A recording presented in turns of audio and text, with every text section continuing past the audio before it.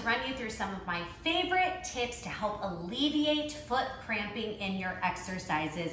But before we do, I do want to mention a little something about the feet, and that is the fact that when you are doing exercises, it's not necessarily a bad thing if you feel something going on in your foot, in your ankle, or in your calf. Why is it not a bad thing? Because we have muscles there, right? And in fact, they're very, very important muscles because they help us walk around in our everyday lives. So strengthening those muscles can actually be really, really good for our overall foot health. However, we have to distinguish the good kind of pain from the bad kind of pain. So good pain may feel kind of like a dull sensation, like you feel it, but it doesn't feel like your toes are gonna fall off, okay? A bad kind of pain in the feet, I would compare somewhat to a Charlie horse. It gets so intense that it's pretty much like you cannot keep going, okay? So knowing those two types of pains will help you distinguish what's going on. Now I'm going to run you through a few tips and a few things to check when it comes to those little piggies. Tip number one is to make sure your toes are relaxed. Fastest way to get your foot to cramp is to curl your toes under really tight. And unfortunately, this is a very natural body response when we're standing on one foot, right? Your foot has less to stand on, your toes say, oh my God, what's going on? And they instantly curl under and grip the floor, causing the foot to cramp. So when you do an exercise utilizing the feet, you always want to keep the toes lifted and you want them nice and loose, meaning you could wiggle them at any point in time. Now, if you don't have weight in your toes, then where should the weight be on the foot? Okay, there are 3 points where you want to be holding weight on the foot. Point number one is on the heel.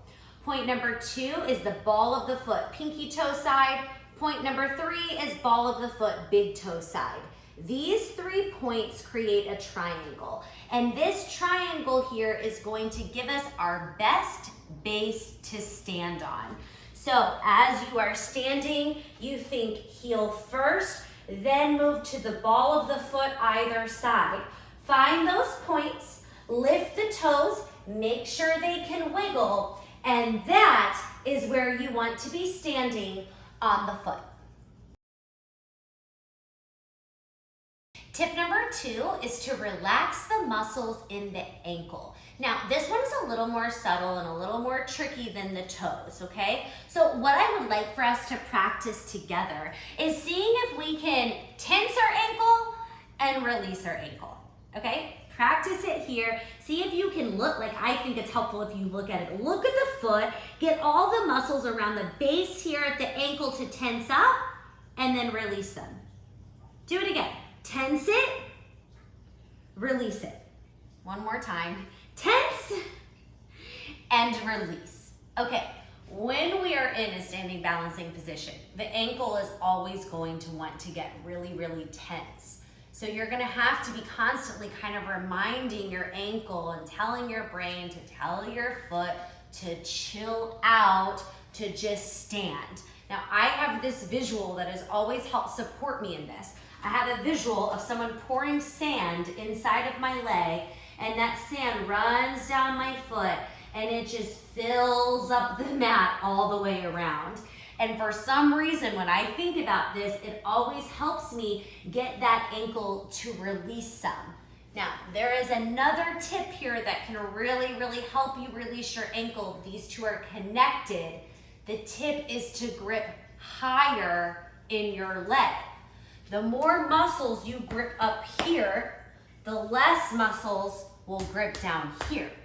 I'd like for you to practice this with me, okay? So standing on one foot, grip your toes, curl them under, and now release them. Drive weight into the heel, and then the ball of the foot either side, okay? Now I want you to practice tensing your ankle, can you do it? And releasing your ankle. It's hard to do standing, it's very subtle. Try it again. Tense it, and now work to release it. Okay, step 3, stay with me, right? Squeeze your butt. Squeeze your inner thigh.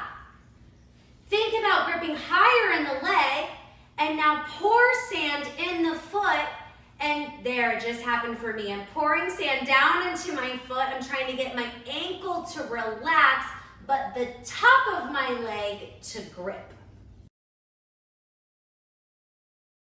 Tip number 3 is to use the opposite leg to help you grip higher in the leg.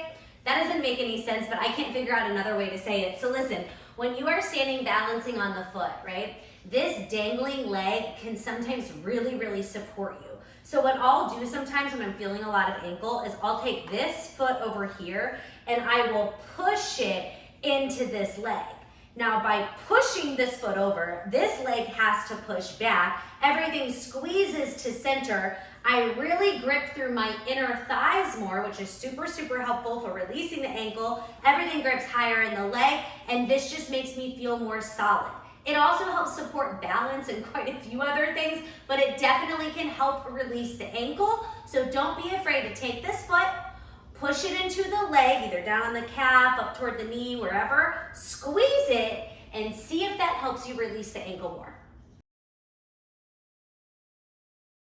Tip number 4 is simply to shake it out. All right, y'all, this is not a bad thing, especially if your feet are really, really tired.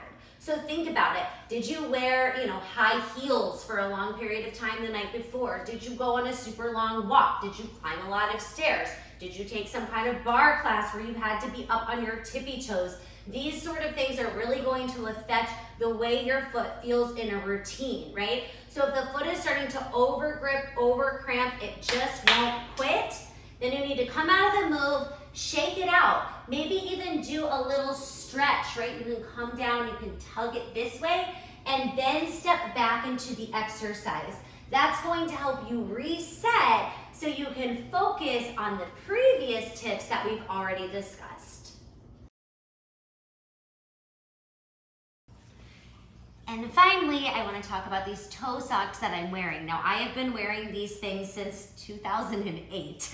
I really, really like toe socks for barefoot exercises. They are not necessarily for everyone. If you have webbed feet, it's not going to work because they do separate each toe.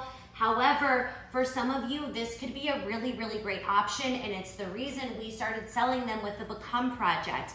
Having your toes separated can help remind your toes to wiggle out. The socks also help evenly disperse the weight in your foot, like I was talking about in tip number 1. And the sock has an extra band of arch support. Now, if you have flat feet, that is going to be one of the main reasons that you find your foot cramping. So that little extra arch support in a barefoot exercise can really, really go a long way. We do have 3 different colors for sale on the website, so be sure to check that out. It could be something that could help support you, your feet, and your body.